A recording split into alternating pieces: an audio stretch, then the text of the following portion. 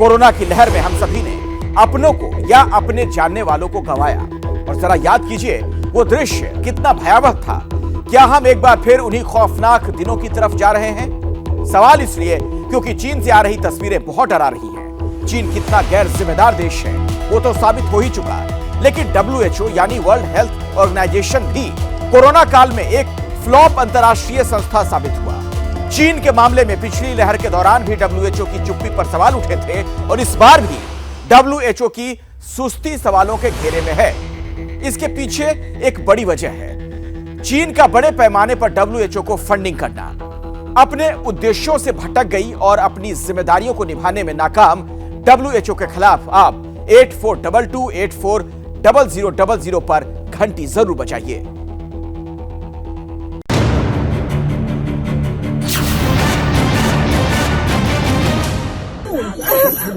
ये तस्वीर न सिर्फ विचलित करने वाली है बल्कि डराने वाली है।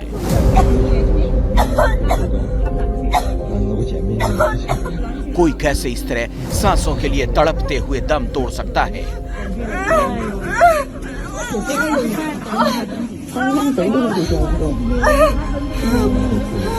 लेकिन चीन का सच यही है। कोरोना के नए वेरिएंट से लड़ते चीन की सांसें भी इसी तरह फूल रही हैं।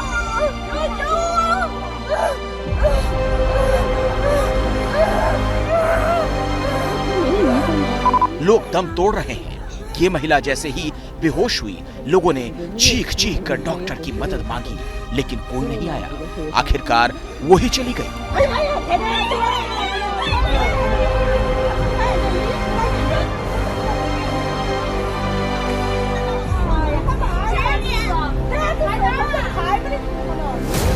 लेकिन जहां डॉक्टर हैं, वहां भी हालात कुछ अलग नहीं। ये चीन के एक अस्पताल के अंदर की तस्वीर है, जहां जमीन पर लाशें इकट्ठा हो चुकी हैं।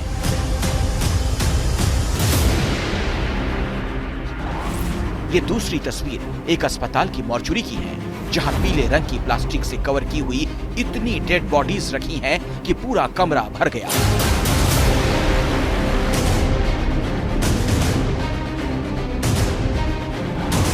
तीसरी तस्वीर भी अस्पताल की मॉर्चुरी की है। यहां भी लाशों का ढेर लगा है और लगभग यही हाल चीन के अलग अलग शहरों के तमाम अस्पतालों का है।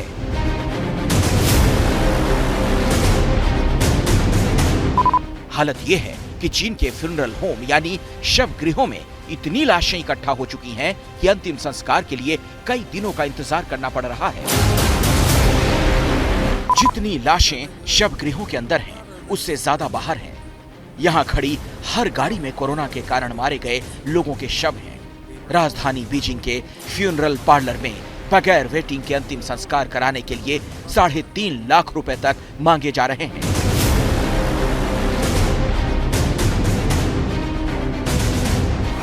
चीन में कोरोना से मौत की ऐसी सुनामी आई है कि बीजिंग की पेकिंग यूनिवर्सिटी के मुताबिक फ्यूनरल पार्लर में सिर्फ पिछले 9 दिनों में 2 लाख से ज्यादा शव पहुंच चुके हैं। अस्पतालों और घरों में रखे शवों के कारण कोरोना और तेजी से फैल रहा है और उसे फैलने से रोकने में चीन का पूरा सिस्टम फेल नजर आ रहा है। ये सिचुआन प्रांत के अस्पताल का हाल है। मरीजों को बेड नहीं मिल पा रहे हैं। कॉरिडोर में भी लोगों का इलाज किया जा रहा है।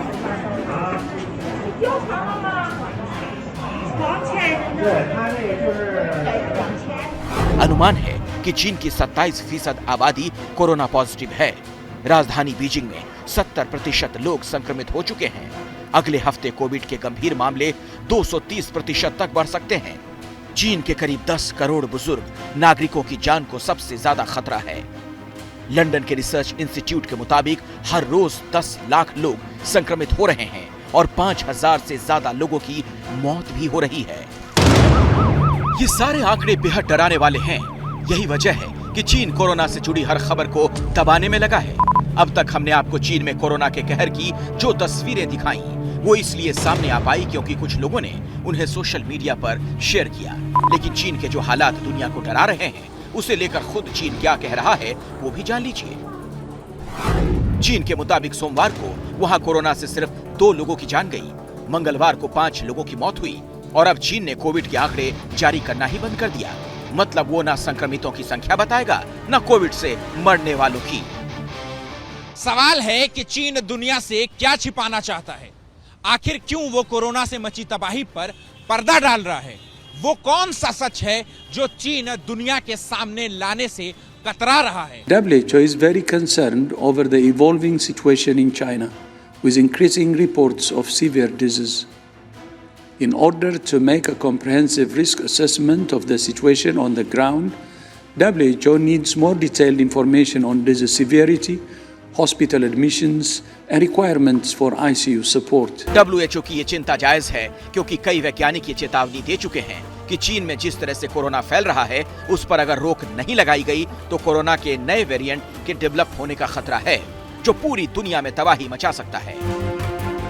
2019 में भी यही हुआ था। चीन ने तब भी कोरोना वायरस की जानकारी दुनिया से छिपाई, जिसका खामियाजा हर देश ने भुगता।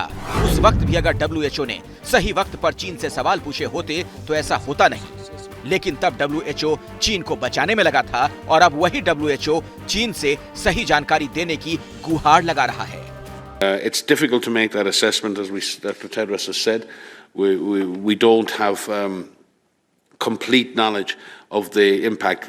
There are many anecdotal reports around pressure on the health system, infectious disease clinics filling up, emergency rooms filling up, and even ICUs filling up in certain situations. WHO के इमरजेंसी प्रमुख माइकल रयान ने भी कहा, चीन की तरफ से जो आंकड़ा और जानकारी दी जा रही है, वो मीडिया रिपोर्ट्स और सोशल मीडिया से मिल रही जानकारी से बिल्कुल अलग है, और बिना सही जानकारी के वायरस को रोकना बहुत कठिन है। पर सवाल है कि विश्व स्वास्थ्य संगठन जैसी संस्था को कोरोना के सही आंकड़े जानने के लिए चीन के सामने इस तरह गिड़गिड़ाना क्यों पड़ रहा है? और अगर WHO की ये हालत है, तो फिर ऐसी संस्था दुनिया के लिए किस काम की? कोरोना की शुरुआत के वक्त से ही WHO सवालों के घेरे में रहा है। खुद प्रधानमंत्री मोदी संयुक्त राष्ट्र के मंच से WHO का नाम लिए बिना उसकी भूमिका पर सवाल खड़े कर चुके हैं। कोविड के ओरिजिन के संदर्भ में और ease of doing business ranking को लेकर वैश्विक गवर्नेंस से जुड़ी संस्थाओं ने दशकों के परिश्रम से बनी अपनी विश्वसनीयता को नुकसान पहुंचाया है। यह आवश्यक है कि हम यूएन को ग्लोबल ऑर्डर,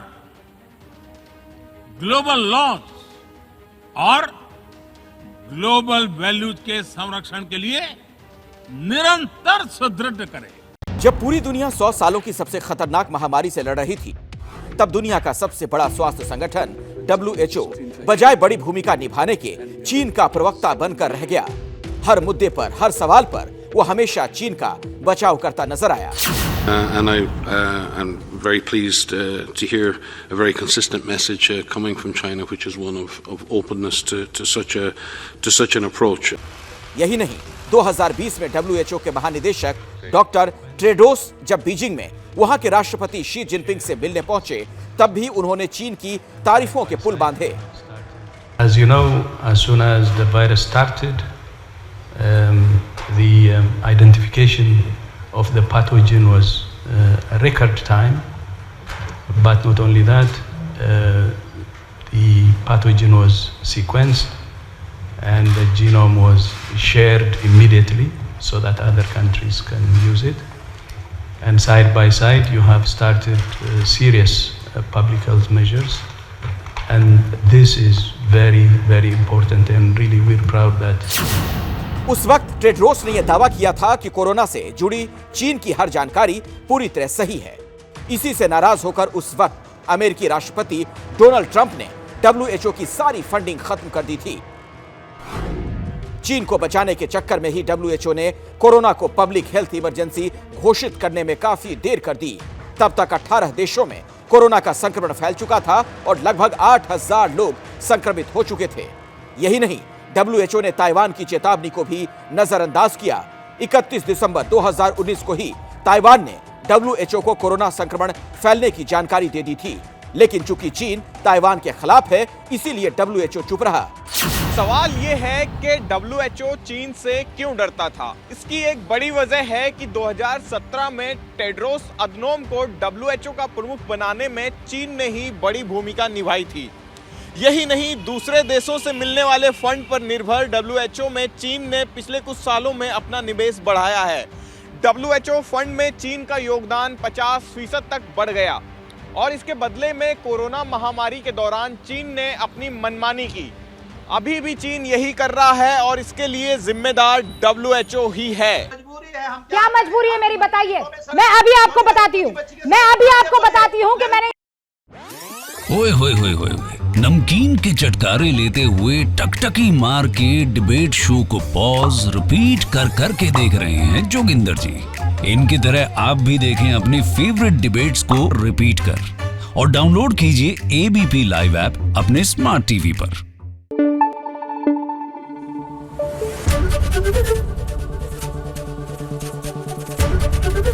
ABP न्यूज आपको रखे आगे।